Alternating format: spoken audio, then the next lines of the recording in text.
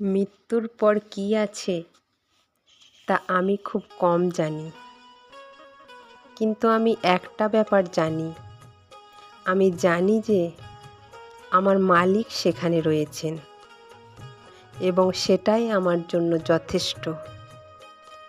একদিন এক প্রসিদ্ধ ডাক্তার এক গ্রামে রোগী দেখতে গেলেন। খুব অসুস্থ একজন লোক হাসপাতালের বেডে শুয়েছিলেন।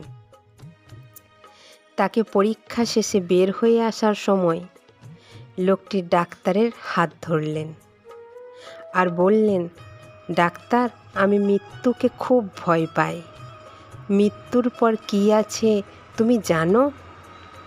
ডাক্তার বললেন, আমি আসলে জানি না। মৃত্যুর পর কী আছে আমি তেমন জানি না। লোকটি বললেন, তুমি জানো না? তুমি কি ধর্ম জানো না? ধর্ম মানো না? ডাক্তার চুপ করে রইলেন। এরপর সে মাথা ঘুরিয়ে কেবিনের দরজার দিকে গেলেন। দরজা খুলতেই দরজার ওপাশ থেকে ডাক্তারের পোষা এস্কিমো জাতের সাদা লোমের কুকুরটা লাফ দিয়ে ঘরের ভিতরে ঢুকে পড়ল। এসেই আনন্দে তার লেজ নাড়াতে লাগলো, জিভও বের করে রইল।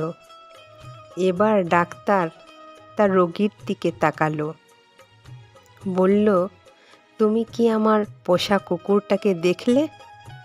এই সেই রুমটিকে এর আগে কখনো দেখেনি। সে জানতো না ভিতরে কি আছে। সে শুধু জানতো ভিতরে তার মালিক আছে।